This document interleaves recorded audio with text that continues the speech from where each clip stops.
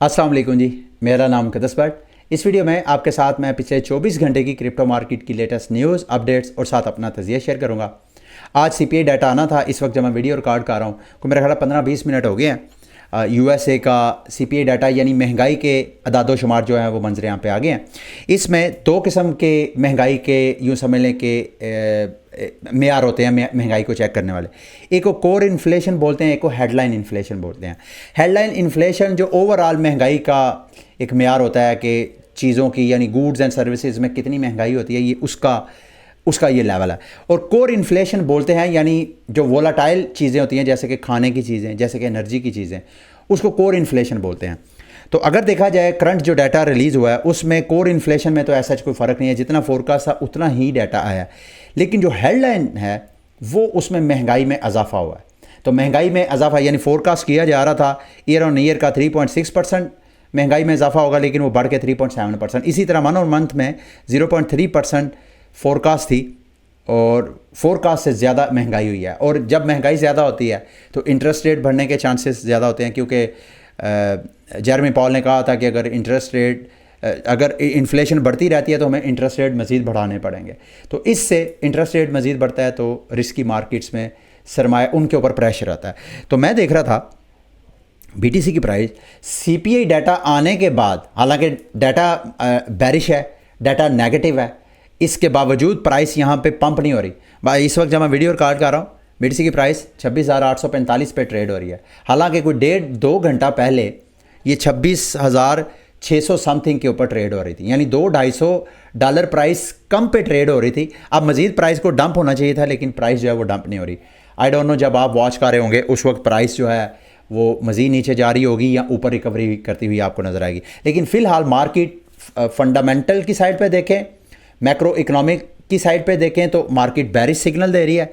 और जो global development हो रही है ख़ुसूसन इजराइल की, जो पिछले 3-4 दिनों से हम डिस्कस कर रहे हैं, उस वार के हवाले से भी कुछ अच्छी खबरें नहीं आ रही।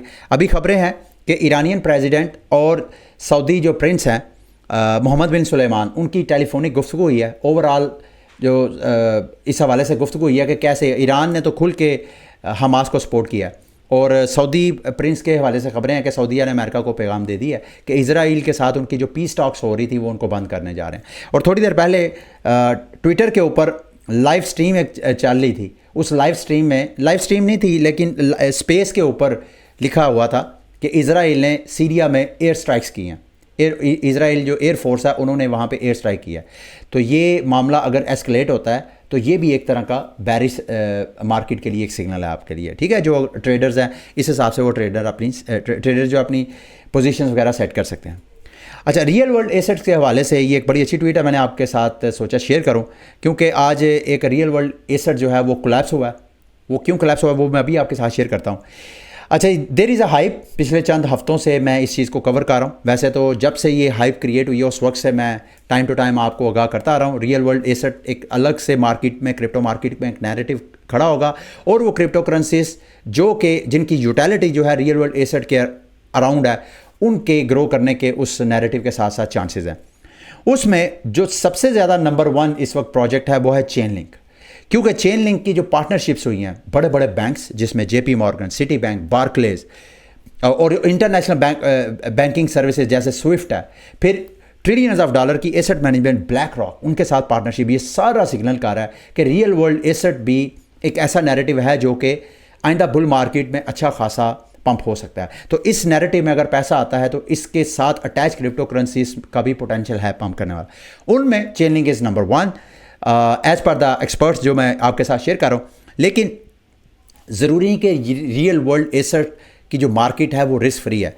ये पिछले 24 घंटों में एक प्रोजेक्ट था, उसका मैं भी आपके साथ टेंजिबल, ये रियल स्टेट को टोकनाइज करके अपने प्लेटफॉर्म में ऑफर करवा रहे थे। मेरा ख्याल है को 100 million, less than 100 million market cap वाला ये क्रिप्टो प्रोजेक्ट था, रियल वर्ल्ड एसेट वाला। ये प्रोजेक्ट जो है वो कोलैप्स हो गया। और कोलैप्स ऐसा कोई इससे रियल वर्ल्ड एसेट की नैरेटिव में, उस मार्केट में कोई ख़राबी नहीं है, इनके बिजनेस मॉडल में ख़राबी है। इनका जो स्टेबल कोइन है वो डीपैज हो गया। स्टेबल कोइन क्यों डीपैज हुआ? क्योंकि इनका जो रियल यूएसडी जो इनका स्टेबल कोइन है जिसने $1 के साथ पैज रहना था, उसकी बैकएंड पे जो इन्होंने रिजर्व रखे हुए थे वो डाई रखे हुए थे, और कुछ इंश्योरेंस 50% इनका जो इलिक्विड रियल स्टेट था वो था, साथ कुछ इंश्योरेंस थे और स्टेबल कॉइन थे। हुआ क्या कि किसी ने एक बड़ी वेल्स ने एक रिडम्पशन लगाई डाई की, यानी इनका जो स्टेबल कॉइन है USDR वो दे के बदले में डाई टोकन इनकी ट्रेजरी से लेने की कोशिश की, तो ट्रेजरी से डाई जो है वो डिप्लीट हो गया, ट्रेजरी में डाई टोकन ही नहीं रहा। जब टोकन ही रहा तो मार्केट में पैनिक हुआ, पैनिक के साथ साथ फिर मजीद बैंक रन का सिलसिला शुरू हो गया, और ये प्रोजेक्ट इस वक्त अपने फुल क्राइसिस में है। तो ये बाय सेइंग दिस, ये मैं आपके साथ इस वजह से शेयर कर रहा हूँ कि रियल वर्ल्ड एसेट वाली जो क्रिप्टो प्रोजेक्ट्स हैं, कोई भी प्रोजेक्ट रिस्क फ्री नहीं है। तो ये जो मार्केट है ये इमर्जिंग मार्केट है, तो इसमें सरमायाकारी करते हुए बी वेरी केयरफुल। अगली इंटरेस्टिंग अपडेट है जी, जो संदीप नेलवाल हैं, पॉलीगॉन के जो फाउंडर हैं, उन्होंने एक प्रपोजल पेश की है एप कॉइन की कम्युनिटी को। उन्होंने कहा है जी कि आप अगर एप चेन अपनी लॉन्च कर दें, हमारा जो एक डेवलपमेंट किट है, जो पॉलीगॉन चेन डेवलपमेंट किट है, उसको यूज़ करके अगर आप चेन यूज़ कर लें, चेन लॉन्च कर दें, तो आपको बहुत फ़ायदा हो सकता है। वैसे तो एप कॉइन के हवाले से मेरा ख्याल है पिछले साल एक प्रपोज़ल आई थी, उस प्रपोज़ल को पहले तो रिजेक्ट कर दिया गया था, लेकिन अभी फ़िलहाल संदीप नेलवाल की इस प्रपोज़ल पे कम्युनिटी बहुत वेलकम कर रही है, बहुत अप्रिशिएट कर रही है इस प्रपोज़ल को। अगर ऐसा होता है तो एप कॉइन के जो टोकन होल्डर्स हैं उनको बेनिफिट हो सकता है।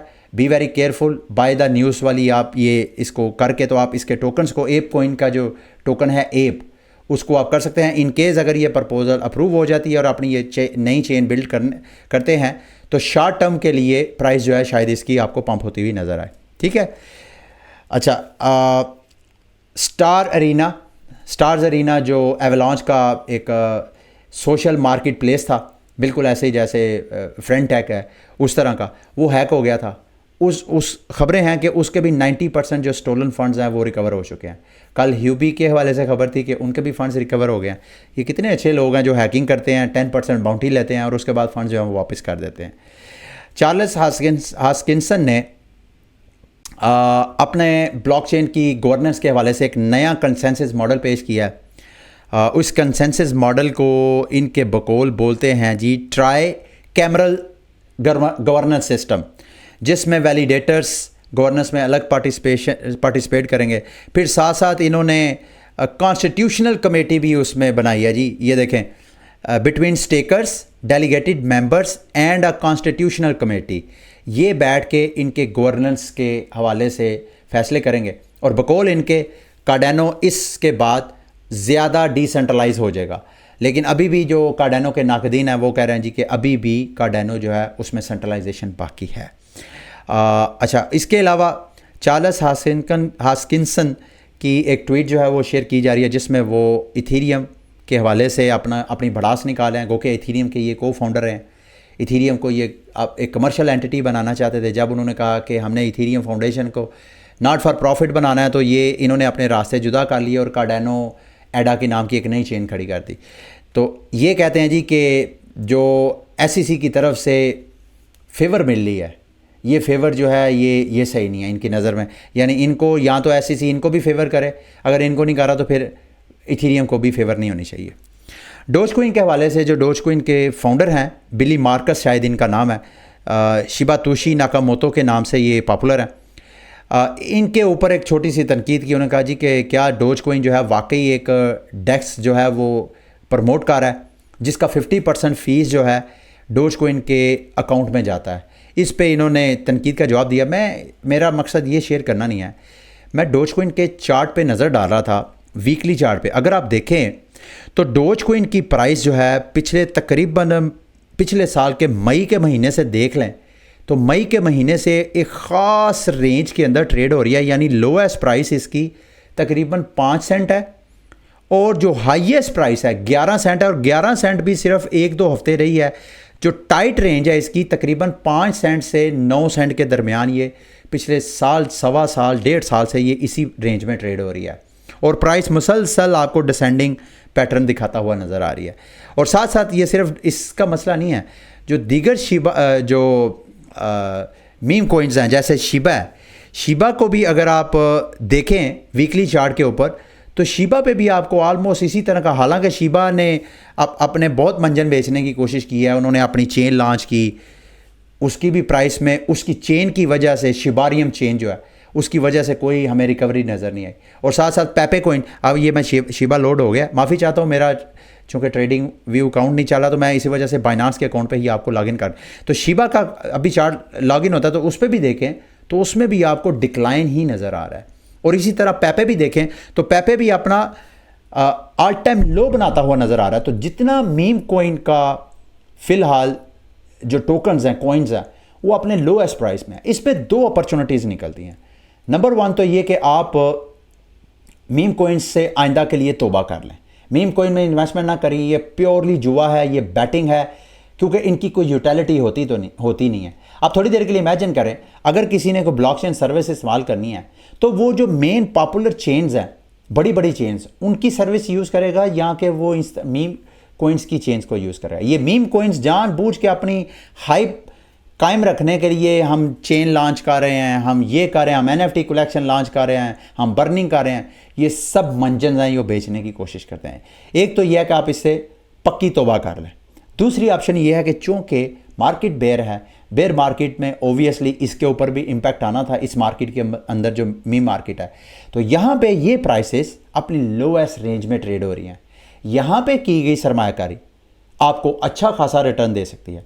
अच्छा, अब इसमें एक डेंजर ये है कि मार्केट में मीम कोइंस भी एक नहीं है, रंग बिरंगी मीम कोइंस है। मालूम नहीं जब दोबारा मीम कोइन की हाइप क्रिएट होगी तो इनमें से कौन सा मीम कोइन है वो पंप होगा। ये भी मुमकिन है कि जिसमें आपने सरमायाकारी की है लोएस्ट प्राइस में वो पंप करे, उसमें दोबारा पंप आए। और ये भी मुमकिन है कि उसमें जिसमें आपने किया वो पंप ना हो, बाकी सारे जो है वो पंप होना शुरू हो जाए। तो ये आपने खदशा ज़हन में रख के करना। डोज कोइन का पोटेंशियल जो है, ज़ाहिरी बात है, इलन मस्क के साथ उसका अटैचमेंट है। इलन मस्क कोई भी अगर ऐसा फैसला करता है, अपनी एक्स जो उनका प्लेटफॉर्म है सोशल मीडिया, जो पहले वो ट्विटर था, अगर उधर डोज कोइन को कर देता है तो डोज कोइन की प्राइस में आपको अच्छा खासा पंप नज़र आ सकता है। शिबा का शिबार्शियम जो उसने मंजन बेचना था वो बेच चुका है। पेपे कोइन के पास कुछ है ही नहीं। तो ये आपने खुद फैसला करना है कि कहाँ पे आपने रिस्क लेना है अगर आपने इन्वेस्टमेंट की तरफ जाना है। टून कोइन के हवाले से एक मेजर अपडेट है, एन मुमकिन है कि इस वजह से इसकी प्राइस अगेन दोबारा पंप करे। पिछले 2-4 अपडेट्स हुई थी, एक टेलीग्राम के साथ अटैचमेंट हुई, उस वजह से टून कोइन की प्राइस पंप की। फिर पिछले दिनों इनकी जो MEXC ग्लोबल एक्सचेंज है उनके साथ पार्टनरशिप, उस वजह से प्राइस थोड़ी सी रिकवर की।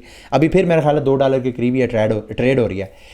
इन्होंने 31 अक्टूबर को Guinness book of world record में रिकॉर्ड कायम करने के लिए कि ये दुनिया की सबसे फास्टेस्ट ब्लॉकचेन है, उसके लिए एक एक्सपेरिमेंट करना है, जिसके लिए इन्होंने पार्टनरशिप की है, मेरा ख्याल है अमेज़ॉन क्लाउड्स के साथ या किसी, हाँ, इन्होंने पार्टनरशिप की है। और तकरीबन मेरा ख्याल है कोई 256 के करीब ये सर्वर्स बाय करेंगे ऑनलाइन और वहाँ पे अपनी चेन को टेस्ट करेंगे। अगर तो उस टेस्टिंग के दौरान चेन ऑनलाइन ही रहती है तो एन मुमकिन है Guinness book of world record में दुनिया की सबसे तेज़ तरीन ब्लॉकचेन का इनका रिकॉर्ड जो है वो कायम हो जाए। अगर ऐसा होता है तो इसकी प्राइस में मैं उम्मीद कर रहा हूँ कि शायद कोई हाइप की वजह से इसकी प्राइस जो है आपको पंप होती हुई नज़र आए। मार्केट की कुछ रैंडम न्यूज़ अपडेट्स की तरफ आते हैं। बहामास के जो प्राइम मिनिस्टर हैं, उनका नाम है जी फिलिप डेविस। उन्होंने कहा है जी कि digital assets are here to से। साथ उन्होंने कहा डिस्पाइट द नेसेजर्स, यानी जो मनहूसियत फैलाने वाले कुछ लोग हैं, मनहूस लोग, उनके होने के बावजूद भी डिजिटल इंडस्ट्री जो है वो यहाँ पर रहती है। ये उनकी एक ओपिनियन है, उनका मानना ये है कि ये रियलिटी है। और अब तो मेरा ख्याल है कि सेकंड क्वेश्चन होना ही नहीं चाहिए। जितनी दुनिया की बड़े बड़े मल्टीनेशनल कंपनीज और सारी दुनिया जो है रेगुलेशन की तरफ भी जा रही है, तो मैं नहीं समझता अभी भी कोई बंदा है जो ये समझता कि यार डिजिटल इंडस्ट्री जो है वो ज़ीरो होने जा रही है या वो बिल्कुल ही जो है वो बंद हो जाएगी। ऐसा तो मुमकिन नहीं है। तो इस प्राइम मिनिस्टर की इस अप्रोच पे मैं समझता हूँ कि ये एक पॉजिटिव न्यूज़ है लॉन्ग टर्म के लिए। कुछ ऐसी पॉलिसीज़ लाएंगे जिससे बहामा वैसे तो ऑलरेडी क्रिप्टो फ्रेंडली कंट्री समझा जाता है, और लाएंगे, इससे और क्रिप्टो फ्रेंडली इन्वायरमेंट क्रिएट होगा। और साथ साथ ब्लॉकस्ट्रीम ने नॉन कस्टोडियल लाइटनिंग सोल्यूशन पेश किया है। One of the interesting development, अगर ये जो मर्चेंट्स हैं और डेवलपर्स हैं, ये नॉन कस्टोडियल लाइटनिंग सोल्यूशन, अभी तक जितने लाइटनिंग सोल्यूशंस हैं वो सारे सेंट्रलाइज हैं और जब ये non custodial lightning solutions popular हो जाएंगे तो फिर अगर मैं मैकडोनल्ड या इस तरह का कोई मैं मर्चेंट हूँ, मैंने अपने जो कस्टमर्स हैं उनके साथ बिटकॉइन की लेयर 2 लाइटनिंग नेटवर्क के ऊपर ट्रांजैक्शंस करनी है, तो मैं अपना नॉन कस्टोडियल अपना सोल्यूशन जो है वो क्रिएट कर सकता हूँ, जिससे मेरे यूज़र्स को भी फंड्स अपने ज़रूरत नहीं है किसी सेंट्रल प्लेटफॉर्म में रखने की, यूज़र्स के फंड भी उसके पास और मेरे फंड्स भी मेरे पास हो। इस तरह नॉन कस्टोडियल रहते हुए, डिसेंट्रलाइज रहते हुए ये ट्रांजैक्शन जो है वो कर सकते हैं आपस में। सैम बैंकमैन-फ्रीड के हवाले से बड़ी इंटरेस्टिंग खबरें आ रही हैं, रंग बिरंगी मार्केट में खबरें हैं। ऐसे लग रहा है कि सैम बैंकमैन-फ्रीड का फ्यूचर जो है वो जेल है, और जेल भी ये अच्छी खासी है अगर ये सारे चार्जेस उन पे साबित हो जाते हैं। तो अभी उनकी साबका महबूबा और FTX की जो CEO हैं कैरोलाइन एलिसन, उन्होंने रंग बिरंगे इल्ज़ामात लगाए। उन्होंने कहा जी कि ओके एक्सचेंज में इनके फ़ंड्स पड़े हुए थे $1 बिलियन के करीब, वो फ़ंड्स निकालने के लिए थाई की जो प्रॉस्टिट्यूट्स हैं उनको यूज़ किया गया। जब वहाँ से फेल हो गए तो फिर चाइना में $100 मिलियन की रिश्वत दी गई। तो रिश्वत दे के आपने जो फ्रोज़न फंड्स थे FTX ने किया, फिर वो रंग बिरंगे इल्ज़ामात लगाए कि फ़ंड्स जो है कैसे कैसे इस्तेमाल किए गए, फेक फंड्स जो है वो पेश किए गए। ये पिछले चंद दिनों से सैम बैंकमैन-फ्रीड के हवाले से जितने शवाहद पेश किए जा रहे हैं उसके फ्यूचर के लिए ख़तरा है। अच्छा, अभी जी ZKX के पिछले दिनों एयर ड्रॉप के हवाले से मैंने आपके साथ शेयर की थी। अगर तो आपने एयर ड्रॉप क्लेम किया है तो ओबियसली इनकी NFT कलेक्शन है यकूज़ा के नाम पे, ये फ्री ऑफ कास्ट आप मिंट कर सकते हैं। यहाँ पे मिंट नाउ पे लिंक मैं आपके साथ शेयर कर दूंगा। मिंट नाउ पे क्लिक करें, अपना अकाउंट लॉगिन करें, अपने वॉलेट को कनेक्ट करें, तो यहाँ से आप फ्री NFT जो है क्लेम कर सकते हैं। ठीक है, ये अपने जो अर्ली सपोर्टर्स हैं उनके लिए ये NFT क्लेम कर रहे हैं। लास्ट में जी ब्लर ने सीज़न 2 की अनाउंसमेंट कर दिया जो कि 20 नवंबर को होगा, यानी 20 नवंबर को इनका सीज़न 2 की यानी एयर ड्रॉप होगा। और एयर ड्रॉप इसके बाद जब होगा तो ब्लर के टोकन की प्राइस में चार्ट पे चेक कर रहा था, ऑलरेडी तकरीबन $4-5 से माफ़ कीजिएगा, हाँ ये $5 से डंप होके, अगर मैं इसको 1 ईयर का चार्ट देखूं तो तकरीबन 17 सेंट पे ट्रेड हो रही है। ये कोई 97% प्राइस इसकी ऑलरेडी डंप है। और अगर ये सीज़न 2 स्टार्ट करेंगे तो ब्लर का फ्यूचर मुझे तो बहुत डार्क नज़र आ रहा है। अगर कहीं आप इस पे ट्रेड लेना चाहें तो डेली के ऊपर चार्ट का अच्छी तरह पैटर्न करके प्राइस मूवमेंट देख के अच्छी जगह पे आप सेल आर्डर लगा सकते हैं। यहाँ से प्राइस मज़ीद मुझे तो नीचे जाती हुई नज़र आ सकती है। ठीक है, ये थी आज की वीडियो। उम्मीद करता हूँ मेरी आज की वीडियो भी आपके लिए इन्फॉर्मेटिव रही होगी। अगली वीडियो तक के लिए मुझे इजाज़त दें। अल्लाह हाफ़िज़।